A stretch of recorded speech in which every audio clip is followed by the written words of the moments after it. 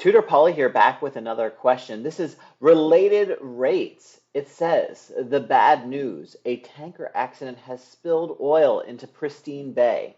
Oil-eating bacteria are gobbling up 5 cubic feet per hour. Okay, the slick takes the form of a cylinder whose height is the thickness of the slick. When the radius of the cylinder is 500 feet, the thickness is zero point zero 0.01 feet. Okay, that's the height, and decreasing at 0.001 feet per hour. Follow the units here. At this time, what is the rate at which the area of the slick is increasing? Okay, well, we're going to create our legend of knowledge here. We have to be able to organize our thoughts here and not just assume we know the symbolism for these different values. So dV/dt is 5 feet cubed per hour, but I made a mistake here. It said gobbling up. So this is going to switch to a negative, all right? Just think about the units that they gave you. Cubic feet. Okay, something cubed is a volume. Per hour, that's a rate, okay? So next one, they gave us the radius, that's 500 feet, so r equals 500. They gave us the height. They even said it was the height, okay? 0.01 feet, all right? And now they gave us the rate at which the height was changing. It's decreasing, right? So that's going to be 0.001 feet per hour. So units of height are in feet, units of time are in hours. So you have to be able to use the units to help you here, okay? So that's what I mean when I say follow the units, all right? And then I fix the dV/dt. It's gobbling up. It's taking the oil-eating bacteria away. All right, so then they want the change of area, right? They said the rate, okay? So that's dA dt. They say it's increasing, so we know it's gonna be positive. And area is feet squared, okay, because we're using feet. Time is still hours, so feet squared per hour, all right? Well, we're going to collect things over there now in our tiny legend of knowledge, and they said it's a cylinder, so let's start making our equations.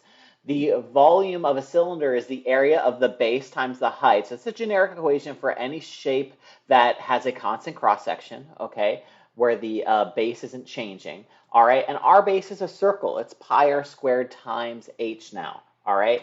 Now, we wanted the surface area of a cylinder. I wasn't sure what area they wanted. We're going to talk about that. So let's say they wanted the area of the entire cylinder, wherever the oil was touching, on the surface of the water, underneath the water, and underneath there too. All right. So we have two circles, so that's 2 pi r squared, right? And then we have the side of our cylinder. Well, the pink side is our circumference. Imagine you took scissors and cut it down your cylinder and unfurled this kind of Coca-Cola can, all right? The circumference is the length. The green line is the height, all right? So that's circumference times height. There is the surface area, the total surface area. We're going to call that equation 2. Now, let's talk about equation 3. So I actually think that they probably meant this. They probably meant, you know, we just want them to know the size of the oil slick on the surface of the water, okay? This is something that the news folks would say, right? We're just looking at the oil slick from a helicopter, and we want to know the size of the oil slick, the area of the oil slick on the surface of the water. So that makes it much easier. That's pi r squared. That's probably it. It's probably what they wanted, okay? So, but we'll do both, okay?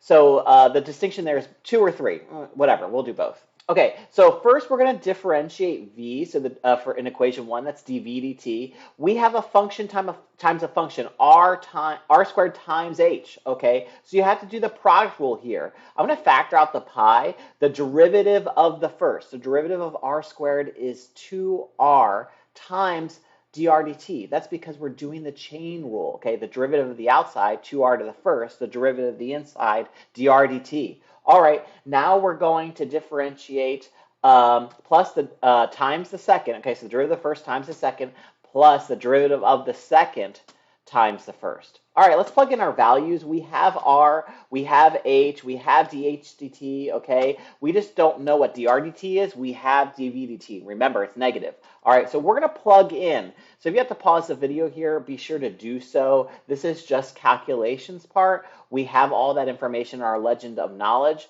And now we're going to simplify, remembering that dVdt is negative and so is dHdt. They told us that. It was decreasing, they said.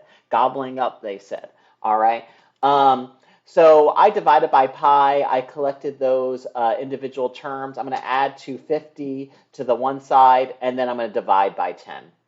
All right, the value we get here is 24.841, the DRDT. So the units for R are feet, all right? The units for time are hour. So DRDT is feet per hour, all right?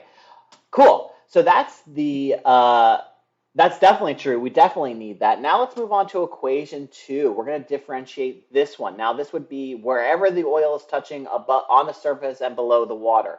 All right. So we're going to do the derivative of the first term, right? That's pretty easy. And then remembering to do the chain rule, okay? And then we're going to do the derivative of the second term. Unfortunately, we have another product rule, okay? So derivative of the first times the second plus the derivative of the second times the first. We're going to quickly do these calculations again. We don't know the area, okay, the change in area, dAdt. We know R, we know dRdt, we have dRdt, H, we have dHdt and R. So just from left to right, we have all those things. We're going to start plugging in. And if you have to pause here, cool. Just remember, the dHdt is negative, right? All right, we're going to collect these terms. I got that for the first term.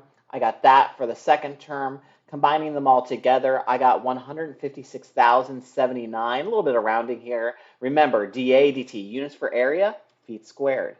Units for time, hour, so feet squared per hour. All right, now let's do what we really think it is. We think they want to tell the camera folks what it is, the size of the oil slick on the surface of the water, if you were on a boat or a helicopter overhead. Well, that's much easier to differentiate, okay? So dAdt in this case would just be 2 pi r dRdt. We don't have multiple functions, but we do have the change rule. If you are having trouble with this, go look at my implicit differentiation video, all right? Plugging in here, we have all those values. We have R, we have dRdt, and we get 78,040, again, units for area, feet squared, units for time, hour, so feet squared per hour. And that's it for us.